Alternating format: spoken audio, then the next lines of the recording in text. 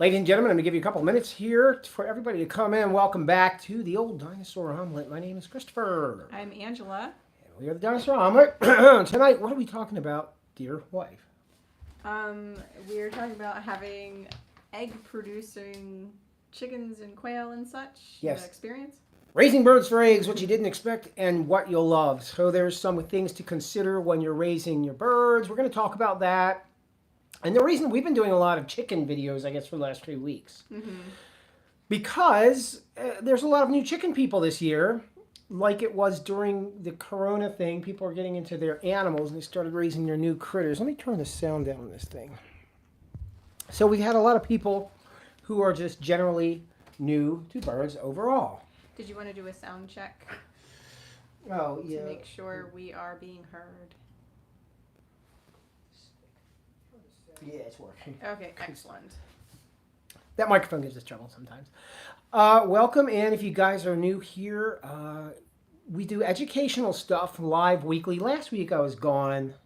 I was in Maine. But we do stuff weekly. I try to usually do academic things, but we've been doing, like I said, for the last few weeks, general information about poultry and chickens and quail because of the spring rush. There's a lot of new people trying to raise these animals. Yeah, we've been hearing and seeing evidence of people buying lots of chicks as our local Tractor Supply and I guess everywhere is selling. They sell out quick. Yeah. They sell out. If you guys are having trouble finding chickens, let me know. Put a comment down there. So tonight, we're talking about the benefits and the what did I say?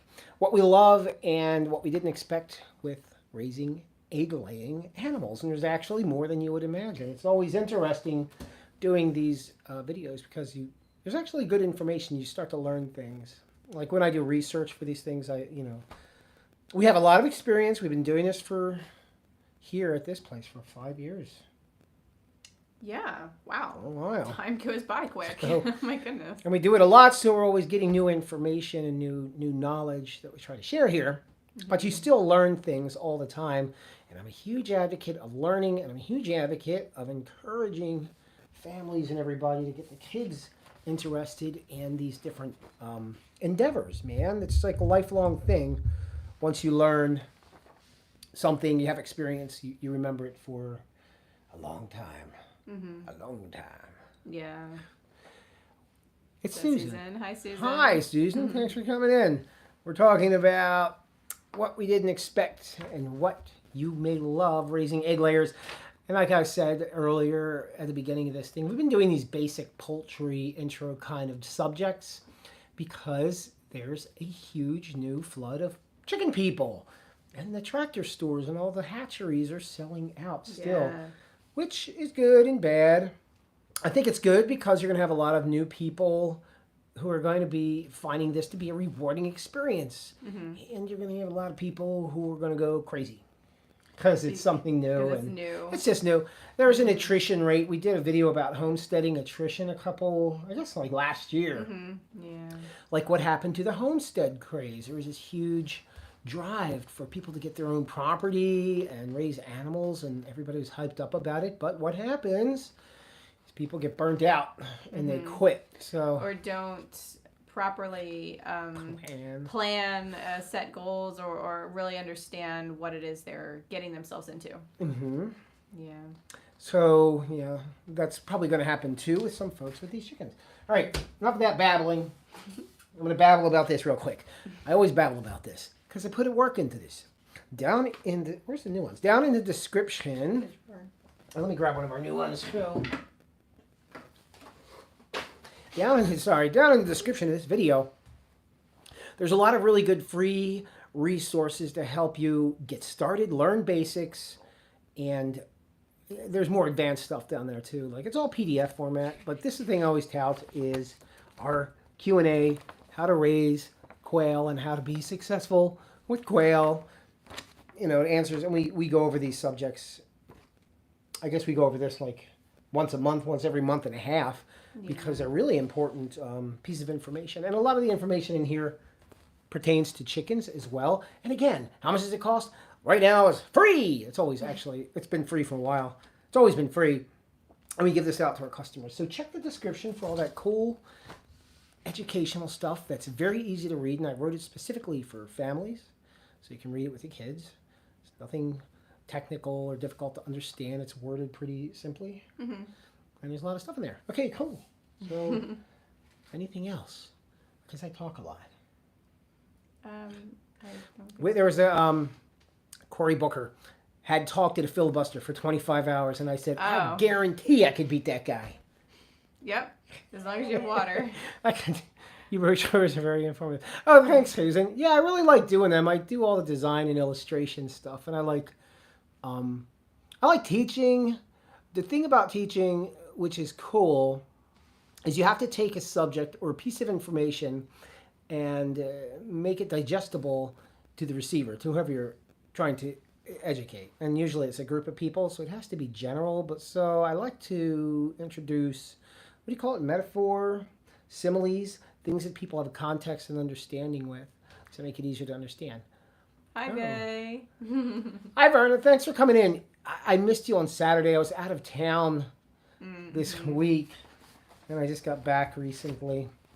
And so we're back at it. Cool. And we're actually just getting started. 6:24. 6 minutes and 20. We usually come in here at 5. All right. I'm going to shut up. You don't need to give me excuses, laugh out loud. I know. Yours it's like I don't watch TV, but I watch. He does watch you faithfully. Like on Saturday, it's my peaceful escape. He participates. So I like to participate, and I like seeing everybody in there. But okay, cool. Yeah, I guess we'll begin. We're going to be talking about what you didn't expect and what you will love about your egg-laying animals if you got them, and if you're new to chickens or quail this season and you really don't have any experience. I'm going to give you information to help you prepare so you're not freaking out and having anxiety about anything. And because problems with it, whenever we're doing anything new, there's always going to be challenges. And it becomes scary, you know, like, or it's just stressful. So no need to stress. Believe it or not, chickens are designed to lay eggs. Quails are designed to lay eggs. So here's some interesting stuff. Would you like to say anything before, as we're going into this? Not really. Is there something you would like me to say? No. I'll ask you questions because you know all this information. All right. So what you didn't expect and the challenges of raising birds for eggs. Number one is a huge thing that people don't really, if they're not familiar with raising birds, there is a time commitment. Angela W., please tell us about the time commitment. What are we looking at, and what are some things people should consider in their day-to-day and weekly schedule changes that might come up due to the fact that they have these feathered children? Yes. And the time commitment could vary depending on how large your flock is, or a covey if you have the quail. Ages per type of bird. Ages per type of bird. I think she means it takes a while. I don't know. I don't understand. We need more information, Verna. Yeah, so time commitment. Oh, she means like it takes a while. Before they start laying. Yeah. Yeah. Yeah, we'll get into that in just a few minutes. But yeah, so time commitments, they typically, if you're looking at chickens or ducks, poultries that live in a coop and have a run type of situation, usually they are needing to be released in the morning. Some people will have a automatic door. But if you don't, then they will need to be released in the morning. And some of them don't naturally are going to, I mean, most chickens are going to roost. They're going to go back to their coops with the automatic door. So, you know, it's dark and it shuts on them. But some chickens aren't so bright, especially your silky chickens. Well, that's more when they're brand new to the coop. Yeah. But once they're settled, they need some time introduction and acclimation to the whole coop. Yeah, so if you're just getting chickens for the first time, then they might need acclimation. But yeah, so you're going to want to check on them, make sure everybody looks healthy and like, you know, just nobody's hurt or injured or ill. Yeah. So it's important to have a daily health check, just a real quick look over or even handle them. You'll be collecting eggs and then storing those eggs. And also you're going to be tending to your coop. Depends on how many chickens you have. Yeah, the cleaning process. So, guys new to chickens, you don't want the thing getting soiled and filthy, but you don't want to be cleaning it every 5 minutes, like Yeah. every day. You don't have to clean these things every day. A lot of us, if you're not like familiar with poultry, maybe you have a house pet, like a cat, you're cleaning basically every day. And that might be habitual. That may be the behavior that you have associated with your pet, like your house pet. But with the chickens, it's not necessary to clean them every day. The key thing is to make sure your coop is proper sized for the amount of birds you have. Yeah.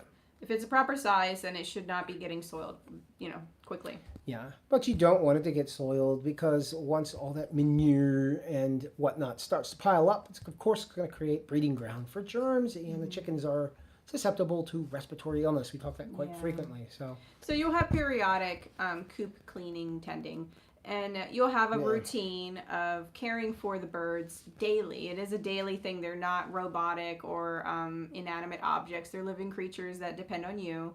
So you'll have to set, a little bit of time daily to do these things, check on them, make sure no predators have gotten into their area and they're still safe and sound, and feed them, of course. Yeah. I think that sounds great. No, it's just new people to chickens. There's a time commitment that you're going to need to allocate, and the thing is, which is fun about it, is that it's a challenge because you're challenging yourself. Like one of my things, and I'll talk about it overtly here, but personally, my philosophy toward personal growth is challenging yourself out of the comfort zone. Like, yeah, I like sleeping in bed and I don't want to get up, or no, I don't want to go out in the rain because it's uncomfortable. Mm-hmm. Well, when you have the animals, you're going to be doing that, and it's a challenge, and you overcome, and you realize, oh, I'm tougher than I thought. I can probably do a lot of other things. Let me read what Susan wrote. I have auto doors for both my duck flocks. If for some reason the doors don't open in the morning, it's not that much of a big deal. However, it's a huge deal if they are locked out. Mm-hmm. Yeah, right. So I always go out and put them to bed. I need to do that in a few minutes. Mm-hmm. All right, awesome. Right, because one of the dudes may get comfortable under a duck house and just chill out, or get comfortable somewhere and not realize, and then you see a big puff of feathers everywhere in the morning. With a predator issue. Foxes love ducks. They have like radar for ducks. Yeah. So yeah, you definitely, even with the automatic doors, you want to be able to check or verify that the creatures are all back in their safety A lot place. of people these days like to put those little tiny cameras in their coops in the run area just to monitor their birds and also monitor predator activity. Make sure if you do a camera, just make sure you get in there because they're going to get dusty pretty quick. Yeah. And you're going to want to be able to wipe it down to have visual. I like that. I mean, it's great we have all this cheap technology now. Mm-hmm. Yeah, right. You can watch your chickens while you're at the beach. I know people do that. Mm-hmm. Okay, cool. So, number one, time commitment. There's a time commitment. It's not a biggie, but it is so do all canines. Yeah. Vernon's saying all dogs love to eat the ducks. Yeah. And they make sure you keep the cameras charged. Oh, right, yeah. Mm-hmm. Yeah, definitely keep them charged. Or if you're techie, hardwire them in. Mm-hmm. But yeah, there's a time commitment to anything you're doing, obviously. I mean, this is rudimentary stuff.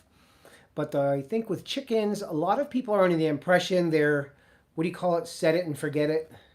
Like you just let them go and they do their thing and you just collect eggs. It's a little more involved than that. It's not backbreaking, but it's a little more involved. Okay. Number 2. This is a great one for lots of new chicken people, especially the ones grabbing chicks. So and they go on the Facebook, like, oh my God, we got a whole bunch of chicks. We're going to be making our own eggs. 6 months later. We don't have eggs yet. What's wrong with our chickens? Mm-hmm. So, number 2, egg production is not instant. Ooh, wait, however, chickens may take 5 to 6 months. Quail, 8 weeks. Yeah. 8 weeks, but we'll get into that in a bit. So, eggs production is not instant. No, it's not. So, tell us a little bit about it's not instant, and they don't all lay the same amount. Breeds? What breeds you mean? Layer breeds versus other breeds that are, Yes. So for people who are new to chickens, definitely understand it will take months for them to lay their first eggs and then also be consistent. And so that's a time and energy resource commitment on your end because you're going to be caring for them as they grow and age, and you're going to be feeding them and making sure they're safe. And then once they're, the typical egg layers is like 5-6 months. Some of the specialty breeds can be 7 months, and some of the very high production breeds actually can be around 4 months. But it is many months you're going to be waiting. Susan started laying at 45 days, her quails. Oh, wow. Yeah. Okay. That is awesome. Yeah. And then, of course, we've been, some people here have been reminding us about the quail's quick production. And as Christopher said, quail, they're really great because they lay eggs so quickly, and then they lay a lot of them. But yeah, Christopher mentioned that production can vary depending on chicken breeds. Yeah. Some of the specialty breeds and larger breeds, they may not lay as many eggs. I have a math question. Would it be wise to get just one ostrich? Because they lay those gigantic bowling balls. You'd have to plan how you're eating I the don't know. eggs. That's a completely different animal. I like to think like a kid, so I'll be thinking like a kid. Like what one ostrich egg could eliminate 12 chickens easy. Anyway, yeah. So the time it takes a while for them to lay. New chicken people, interesting thing. Something birds do that we don't do is they get rid of their feathers, fall out. It's called molting. Mm-hmm. They're flushing out their feathers. They usually do it in fall and early springish. Yeah, it's more age is what it's so chickens as they're growing before they become mature at their egg laying age, they're going to be flushing out, not losing all of their feathers, but they're going to keep flushing out and growing adult feathers. Now, why am I mentioning this about eggs and the amount of time it takes to get? Are we talking about molting? Well, I'm telling this for people watching. There's a reason I'm mentioning molting and the feathers. They're defeathering where they're growing new feathers in the context of the time it takes for them to start producing eggs or producing eggs because they stop. Well, when they do their heavy molt, chickens, it's at 18 months. Yeah.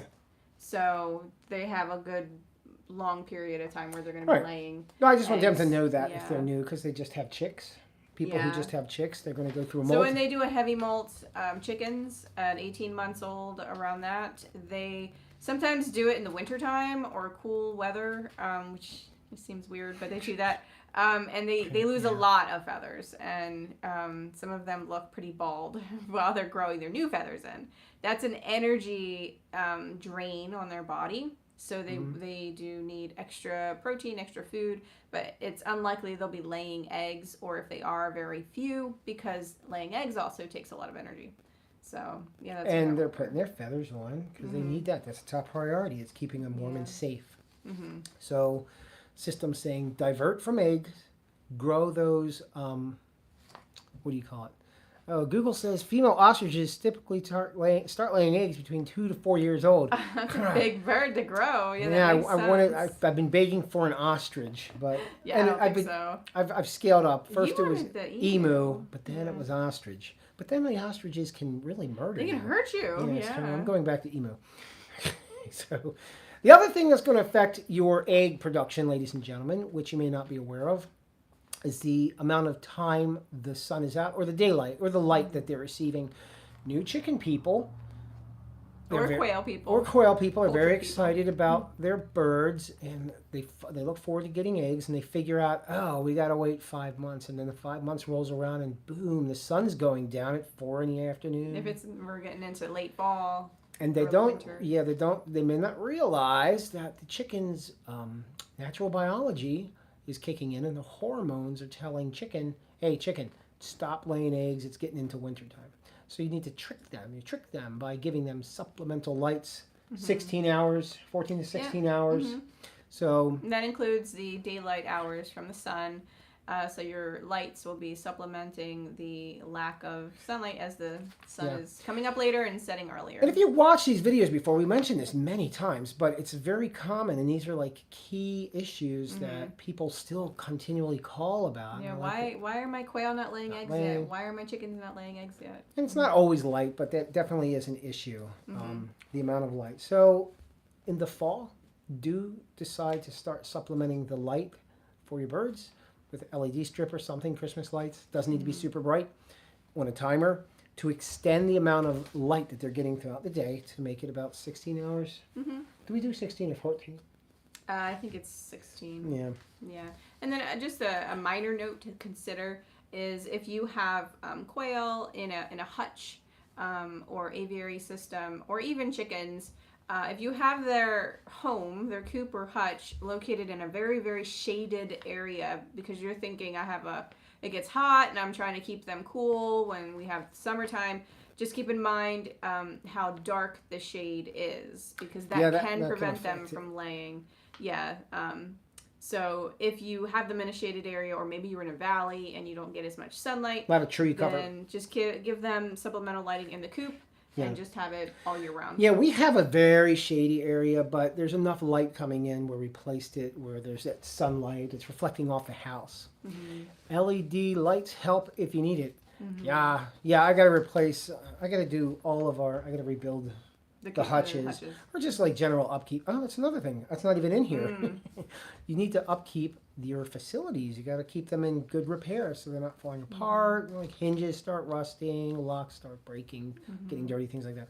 All right, cool. So we talked about the time it takes for the first eggs to start popping up, and what inhibits continual egg production. The light mainly, but also dietary issues, sicknesses, illnesses can stop the egg production. Yeah, if they're not being fed enough food, and if they're being fed poor quality food that's not giving them the nutrition that they need, or maybe they're not getting enough protein. So proper nutrition and enough of the food that they're to get daily will ensure they're laying eggs. If that's not supplied, then they can stop laying eggs or lay not a lot of eggs.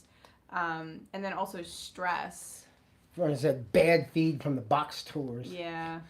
Well, it's funny you mention that. I know people who make a fine, productive feed. We actually mix our own feed. We make our own feed. I always show that off. We have a Facebook page if you guys are really thrilled about chicken feed. We do a lot of education on that. We do. We feed ours this whole grain mixture, which has amino acid supplements in it that for trail products that we put in there. And then Angela even further ferments the grain. So yeah, the feed is definitely important for the egg production and the health of the animal. Yep. You know, it's just like human beings. If we eat crappy food, we're susceptible to inflammation, right? Cellular inflammation, which then makes us susceptible to suppressed immune system. And then illness comes in. Really, really fascinating.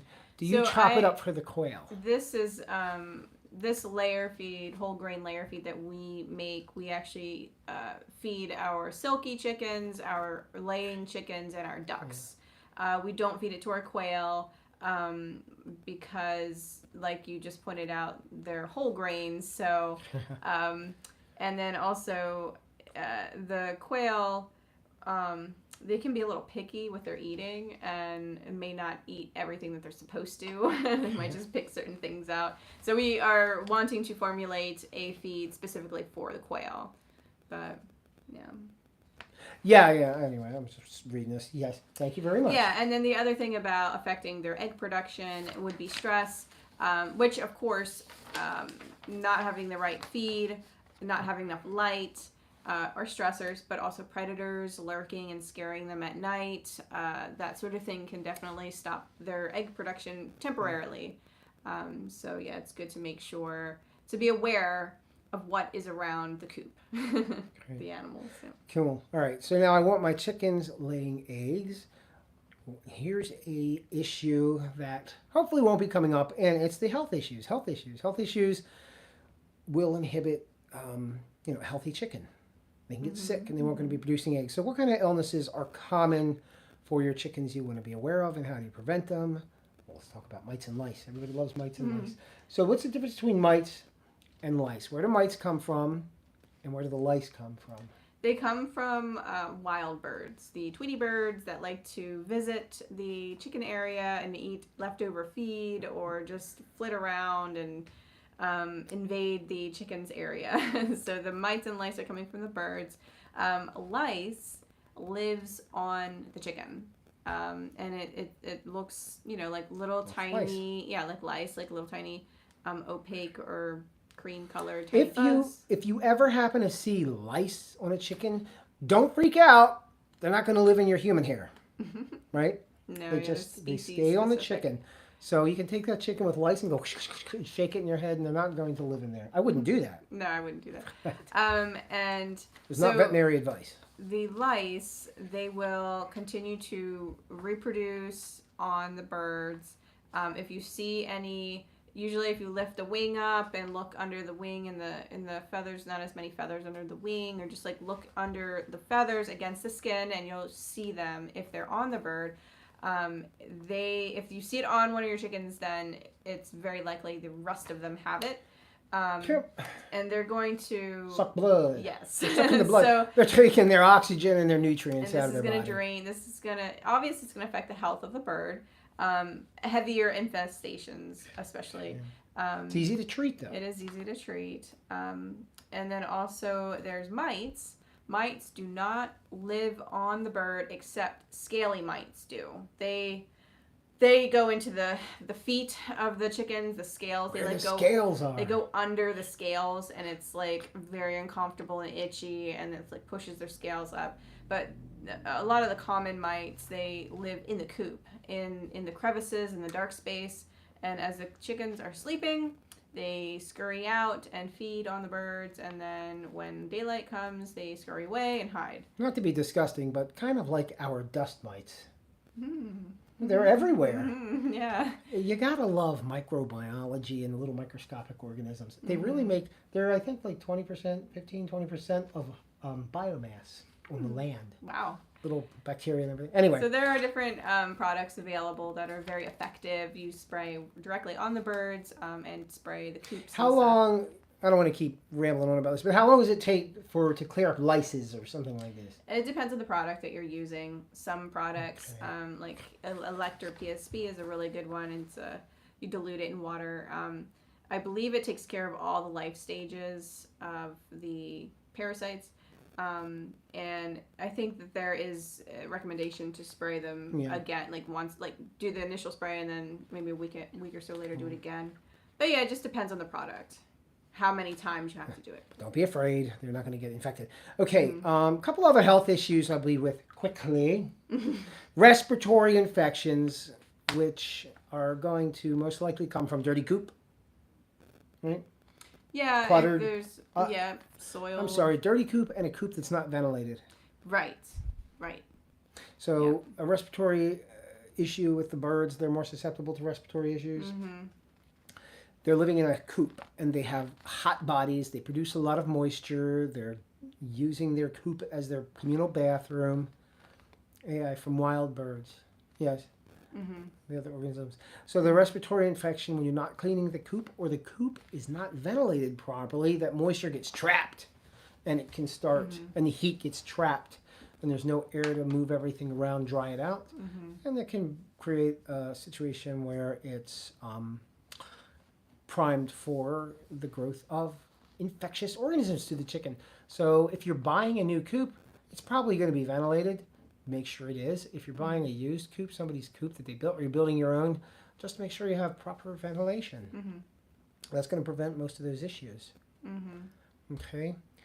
Should we talk about that? Is that going to be happening? I don't think that's a very common Yeah, thing. and that's not really for the expectation of eggs. All right. One last couple things I think on the negatives. I know we're going to talk about the good stuff at the end. Behavioral issues. So, is there like a behavioral issue to be concerned with the chickens as far as egg production goes? With like the egg pecking? Yeah, I'm not just focused strictly on egg production, but yeah, I mean, Sometimes, that's right. I forgot that was the one thing I didn't put in my notes. The cracking of eggs, egg eating behavior. Yeah, right. So occasionally, sometimes an egg laid might crack. Or just get knocked around and crack, or maybe the shell is just a little brittle because the calcium may not have been enough in the feed to provide the strong eggshells. And then a hen will discover the yumminess inside the shell and eat it. And then you can quickly end up with the egg Cannibal chickens? Yeah, like I don't think there's a term for it, but they eat the eggs, and this is not good. Obviously, you want the eggs. Yeah. So now you have to train the chicken to not eat eggs. Yeah. Because it can make it a flavor for them and be like, Yeah. oh, these are Yeah. good. Yeah. I'm going to eat these all the time. Because So- it's good for them too. So if you notice egg destruction or egg eating, or the chickens eating the eggs in the coop, well, how do we stop that? The very simple way is just take some white golf balls and put them in the nest boxes. And what happens is there's also ceramic eggs you can buy that are shaped like an egg, but the way I have had very good success with white golf balls. They're not the brightest, the chickens, but they'll peck it. They'll peck the golf ball, and it'll be firm and hard, and it'll kind of hurt, their beak. And that'll be discomforting, and then they'll stop. It's a really quick way to stop them from doing that because they don't want to then peck the eggs that to them is very similar as the same thing. So it's an easy thing to do. You just put it in the nest box, they peck the firm. Okay, so one last thing I think about, I don't know, what is it? All right, this will be the last thing on this list, I'm pretty sure. All right, last thing to discuss about, sorry, going off notes. Andy Rabbit, what's up, brother? Hello. Thanks for coming in. I'm sorry I missed everybody last week. I was out of the state. I was up in Maine, and I couldn't do a live up there. I think it was awfully cold. It was like in the 30s. It was for also you. cold, Yeah. but whatever. I got close. Thanks for coming in. Yeah, so we're talking about, what are we talking about? What was the title of this? I know what we're talking about, but I give them titles. What you'll love and what you might not expect from what you didn't expect and what you'll love with raising birds for eggs. And the last thing I want to talk about as far as the negatives go, or the things you may not have expected, is the potentiality of, and we always talk about this, Mr. Fox, Mr. Raccoon, Mr. Weasel, Opossum, or Mr. mink. Mink, like predators. Or the hawks. Yeah, predator issues. So, obviously. So I'm raising my birds. I'm not concerned about predators because I have my locked up coop. They should be safe.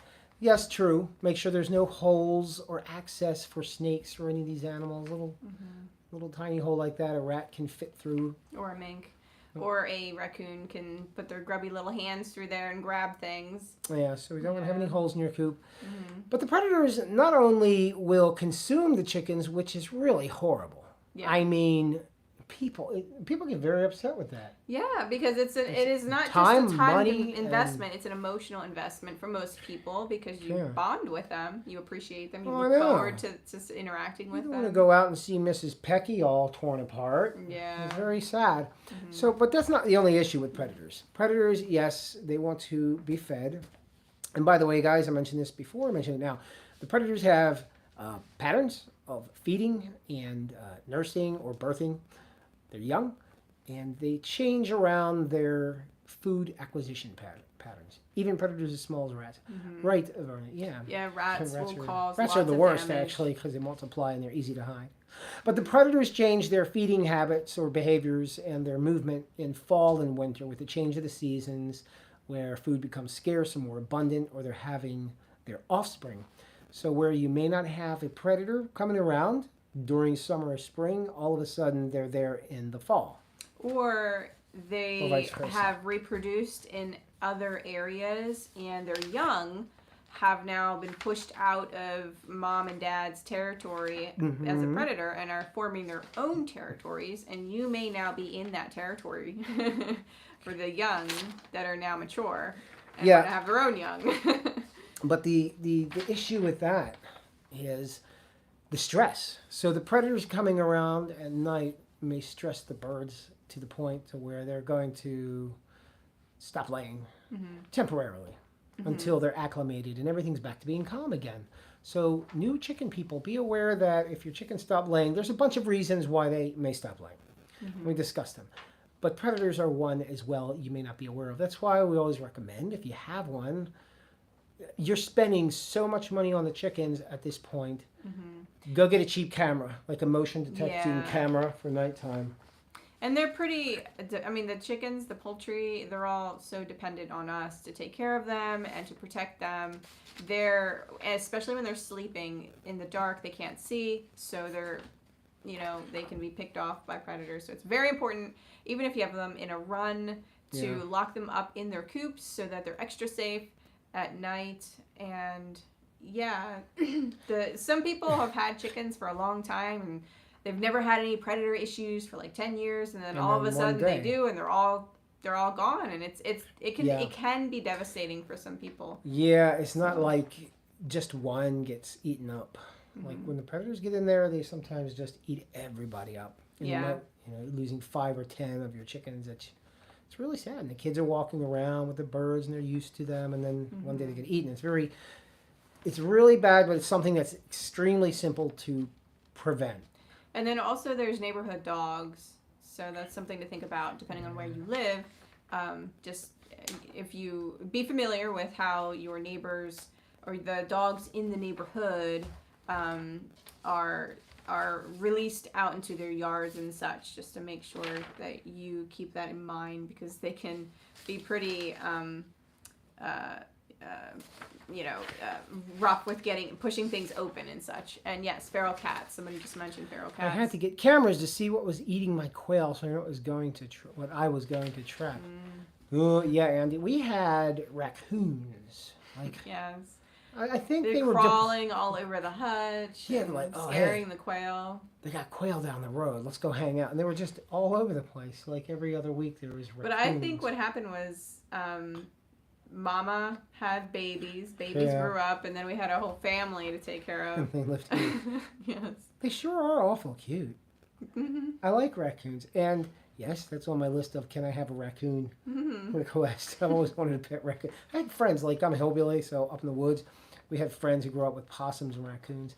I trapped 8 raccoons 1 week and 6 about a month later. Oh my gosh. So you got like one family and then the neighboring family. Yeah, that's a whole herd of raccoons.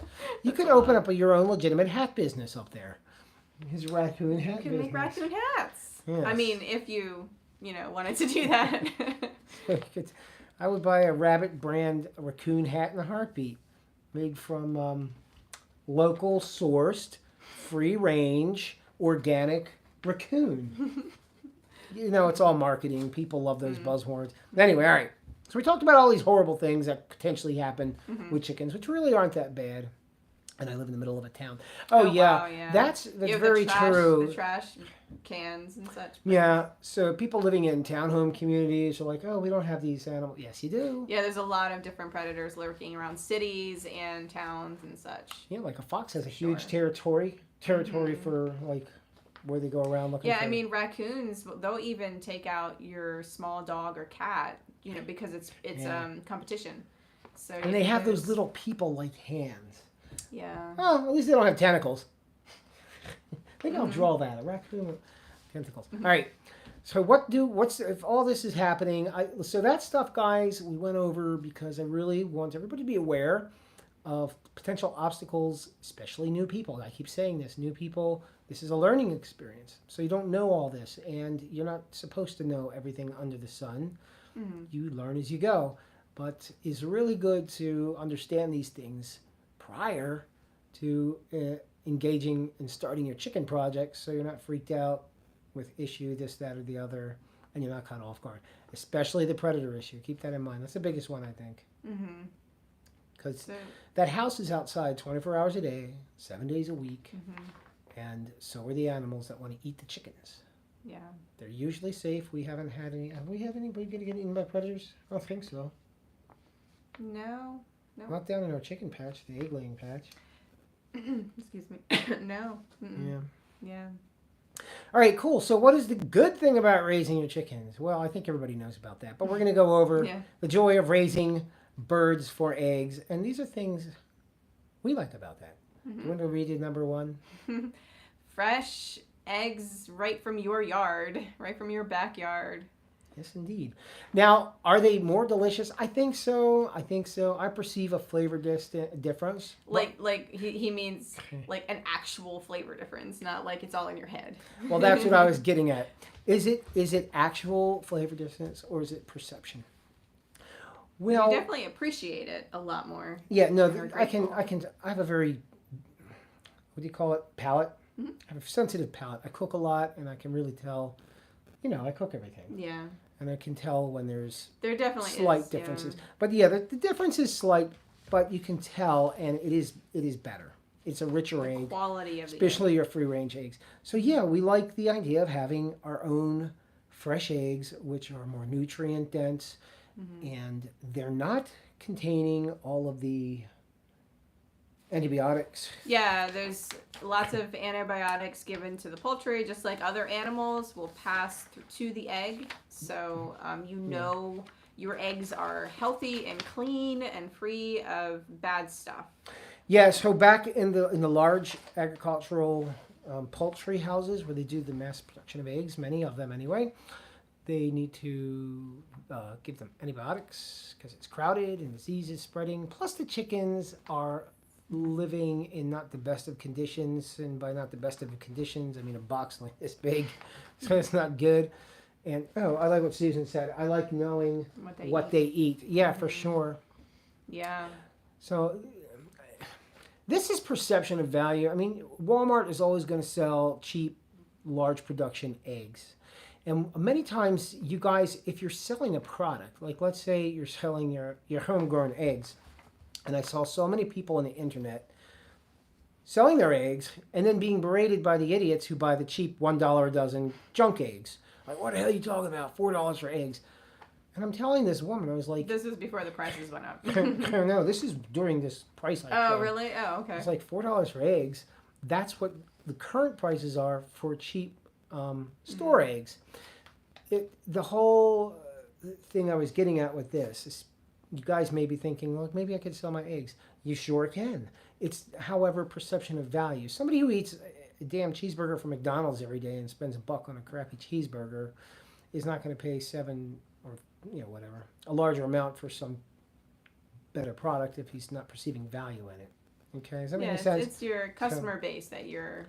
But there is an intrinsic value in the homegrown egg that the agricultural major production house egg does not possess, and there's several of them. Mm-hmm. Nutrient density, yes, is higher. The fact that it's not inundated with hormones or growth hormones, artificial hormone, and antibiotics. The animals are living in clean conditions and they're well tended to, etc. And they have like their free range and their free range diet. Mm-hmm. So they're going to have. And they're your pets, so you know when Betty lays an egg and when Susie does too, and you can congratulate them and be happy for them in their production. And what I'm telling you is that there are people who want to have a quality of life and live. And so they take good care of their nutritional health. And they put effort into that to the degree where they're paying a premium price. So that's definitely a market. If you guys are selling eggs, that is a market that I would petition to if I was selling these local farm eggs from my house. Because people will perceive the value in that. Because some guy who's smoking, a lot and drinking or whatever he's doing, he's not taking care of it. It's not the big priority. He may not see the same value in it. Mm-hmm. Not giving people a hard time for smoking, drinking, and hanging out. Whatever. Do what you want to do. But they may not have the same perception of value to somebody else who's, and like back in the 70s, you call them health nuts. But everybody's a health nut now, so they don't really say that anymore. Yeah. So, so we do like that about the eggs. They're nutrient dense, they're tastier, and they have beta carotene, a richer amount of beta carotene, so they have that deep red, orangish color that everybody likes to talk about instead of that pale yellow. Right. Like the color of the wall behind us here. Yeah, right. I've seen store eggs like that. Really? Like almost white. Wow. Yeah, just very, very light in color. Okay, cool. What else do we like? Well, if you have a family, then the kids are going to love participating in collecting the eggs and learning about chickens and tending to a creature that's their pets. Absolutely. I'm a huge advocate of kids learning stuff. Where's my little kids book? Is that up? Mm-hmm. Down in the description, here's a kids learning book This is on quail. on quail, but I like kids. Kids should really try stuff. So I wrote a little book for them. So check it out down there. It's free. But yeah, the chicken chicken activity is really rewarding. Oh yeah. Good point, Susan. Pest control. You have ducks. Ducks are excellent pesters. Yeah, they eat the bugs. So they're going around. The flies. So we like that about our birds. What were you saying? The interactivity, the learning experience for the family and the kids. There's something very rewarding about receiving a tactile or a physical compensation for your effort. Growing a tomato, when you pick a tomato, it's like a magical fruit. My quail love cockroaches. Awesome. That's great. So, yeah, you put your effort into the production of the vegetable or the egg. Believe it or not, on a subconscious and lower level, that produce you have is an extension of self. Okay? You don't think about it like that, but it's interpreted that way in many regards. Just like if you paint a picture or you build something, it's an extension of self, an expression of self. And so we do have this deeper value for the things we're doing on our little farmsteads. Hi, I'm late. Hi, Taco. Thanks for stopping in, hon. Thanks for Yeah, stopping. we're just talking about what to expect from your egg layers because there's so many new people doing this. So we talked about clean eggs, family having a happy time and learning stuff. Oh, this is a good one. This is what all your customers love. Angela raises silky chickens, the little bantam, fluffy birds, and she has lots of customers. And what do they like about the chickens? What's the thing they love? They love that they're like little foo-foo dogs, but they're in a chicken little body. They're very calm, docile. Their personalities are sweet, and you can hold them. There's lots of other chicken breeds that you can hold as well, but these guys are just very like low energy and just like they're just like a little stuffed animal that's alive. Yeah, these animals have their own personalities. You get to Yeah. know the personalities of these chickens. It's weird. When you look at them, you're like, oh, there's a bunch of chickens. Are silkies noisy?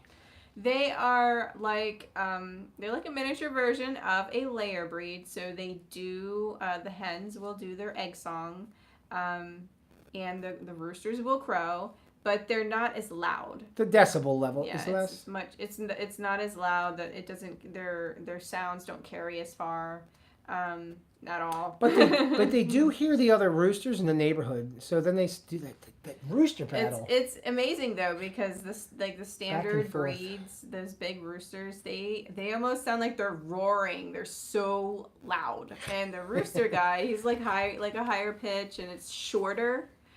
The length of the crow is shorter because his body is smaller. Those other guys, those big ones, they like inhale such huge breath of air to let this be this long crow. But yeah, the silky hens are definitely quieter with their egg songs. And chicken people, you'll learn the voices of the chickens. Don't they have different songs, right? They have different songs. They have different, They sound different. Bach noises. They talk differently. They have their own unique speech. So when you spend time with your birds, you get to learn. Even the ducks, they have different quacks. Yeah, different voices. So yeah, it's really fun with the chickens. That is I think that's a great benefit is that you get to learn about your birds personally, and they become your buds, and you recognize them, and you'll be able to tell. Oh, sounds like Gertrude's laid an egg because they have these different voices. Yeah, we have one that sounds like a seagull. Barking. We have one that sounds like is it a kookaburra? How do you say that?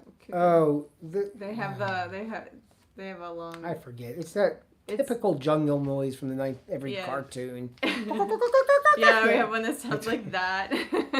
Yeah, they have different voices. It's very cute. All right, so here's a good one. You can reproduce them. Yes. They lay eggs. If you have a rooster, you need a rooster. Right. Because you can reproduce your chickens or your quail. Or your ducks. Yeah, and it's relatively simple. I know if you get online, this is what I don't like about line. You get online, you have genius level people sounding in, and then I shouldn't even be participating whatsoever sounding in. and they're both passionate at the same level. And the uninitiated, the person who doesn't know the difference, is like, oh, but this guy said that, and that guy said this. Like people, they all have their own individual personalities. Yeah, Right. they do. But yeah, so hatching eggs is not difficult, especially now because the incubators now, compared from back in the 70s and 80s. Yeah, there's a lot of options available too. Yeah, so there's a lot of price points like for relatively inexpensive incubators where you can start hatching, which actually would have been a great idea this year because you could have sold all those chicks in a heartbeat because everybody's looking for them. And what do you call it? The tractor places, the big places, and the hatcheries are selling out really quick or they're really backlogged. So, but that's a fun thing you can do is hatch your eggs. And again, that's something I really do encourage for families. A lot of schools have the hatch program where they'll incubate an egg or two and hatch them, and the kids get to see Usually it. it's a clutch of eggs that they're Well, that's right. hatching. Yeah. Right. Oh, I said egg You or get two. an egg or two. Well, Very lonely chicks. I meant like a small. They don't have like 50 eggs going. We were used to hatching like tons of eggs all at one time, so they're hatching a small handful of eggs for the kids, and it's a great learning experience. And the thing about that is, and even for the adults if they've not done it before, when you do that, it'll spark your interest and get your brain twitching, like wanting to learn more stuff, and through that you appreciate what you're doing. As you learn, you appreciate more because you understand it more and it becomes more fascinating. Always keep a childlike mind and wonder and curiosity, and your life will never be boring because you'll always learn. Our bodies grow old, we break, but our brains can still function, hopefully. Take care of your brain so you can still read, learn, and find joy and reward in this knowledge and gaining knowledge and sharing knowledge. Make sense? Yeah. That's pretty simple stuff. Okay, cool. What do we talk about? Behaviors, personality, anything else? Susan I says want to yes. mention? Okay, thank you. So, I think the last thing I'll mention is kinship, community, and social benefit. Like within the community, meeting other chicken people, attending and participating in chicken events, even if you're just walking around. What do you call those? The state fairs, where you can actually have a competent conversation, and it's an interest of yours. So you have this new interest, and you share it with others. And even sharing, if you have a bounty of eggs, beyond what your family can Which eat. you will, because most people get way more chickens than they need, and they. Yeah, and quail. So then you can share your eggs with family and friends or neighbors, and Then you're the chicken lady. And then you can impress all of your city friends who are like, oh my God, you have chickens? Oh, wow. Do you pet their fur?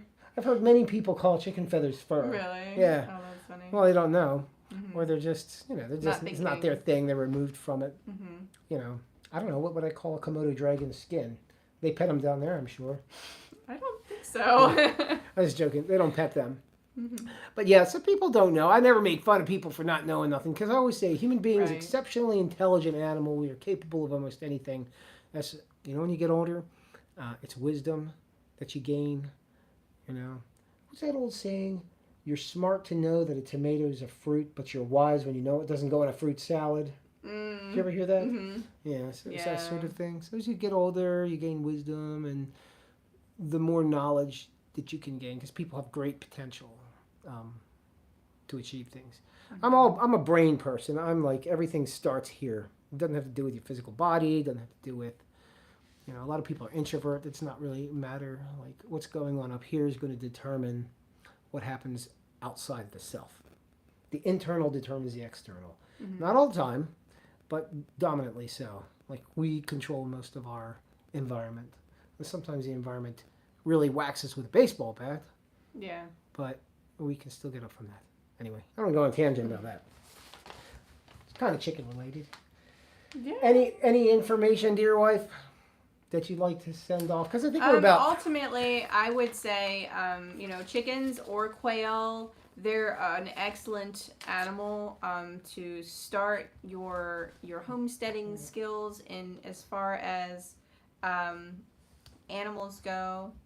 And I just want to bring a quail egg. Here's a quail egg. I always share the quail egg. There, compared to my head. They're not really big. 3 of these equal to 1 chicken egg. And yeah, we definitely encourage people to pursue poultry, learn about them, and figure out what's best for you, what type of bird is best for you. But they are definitely rewarding. There are different, the jumbo quail especially, you can grow them for meat and eggs. Oh, I forgot they're one thing. versatile. Eggs are very healthy. I forgot that. Yeah, that's true. I forgot to mention that. Very Eggs, good source of protein. complete protein, and perhaps one of the best, if not the best, bioavailable proteins, meaning your body can break it down and catabolize it and reuse it in the body, and the metabolic process with that protein is one of the best, most bioavailable proteins. Yeah. Great food, great. The one thing nutrition. I would say is, figure out what your goals are, what you want, and be wise about how many birds you start with, because when things are itty bitty and they're chicks, it's so easy to be like, oh, I'll just get 15. But you really only needed 5 once they're adults, That's if they're common. chickens. So think it through first, and because people with anything without planning can become overwhelmed, and you want this to be a positive and fruitful, experience. Eggful. Eggful. So yeah, make sure you are thinking about how many birds you need and get the right amount for you. That sounds great. Okay, ladies and gentlemen, it's been another fabulous evening here at Dinosaur Omelet Land with Christopher and Angela. Thanks for stopping in. I'm looking around back here to see if I have any toys to show you. Way back in my earlier years, I had a high school teacher tell me that you are what you eat and you are what you think. In my life, sorry, this keeps fading off. I gotta grab my It disappeared. iPad. In my life, the longer I live, the more I see how right she was. Yeah, man, absolutely. And then there's another comment as well. Andy Rabbit says, oh my God, funny thing, I bought some big grapes. We were comparing them to quail egg size. I think some of the grapes might compare to 26-gram egg. Oh, wow. Wow. I've seen those like monster. Yeah, they're really big. They have like seeds in them. Yes, Yeah. Susan, man, that's my thing. Like, I have children. And when they were toddlers, I didn't, my priority was not learn how to read and all this, academic stuff. You're going to gain that. Like, that's not hard once you have, a foundation, understanding of self, value, etc., and understanding, how we interact with our environment. So, yeah, absolutely. The way or I like to say that with our worldview, our realities are all different. My reality is different than yours. It doesn't sound like woo-woo and esoteric, but this is literally, factually 100% true, because the realities are kind of dictated by our perception. I always like to say the rain is a good example, because I tell you this. Like the rain, you say the rain, it's raining, so is the rain good or bad? Well, somebody might say the rain's good, because it's giving the flowers the water and it's filling up the rivers. And then you ask somebody who's going for a picnic, they're going to say, well, the rain's, I don't know, rain's terrible weather, this is bad. They're both true, and they're both the same, but they're both opposite. But the reality is that the rain is just rain. That's the objective reality. It doesn't have a value one way or the other. It's just rain. So in our mind, we apply in our perception of what these things are. And that is how we modify our reality. We don't have to be a slave to it. We can trick ourselves. We do all the time. Like, oh, it's just, I'll have a positive interpretation of this. Perspective.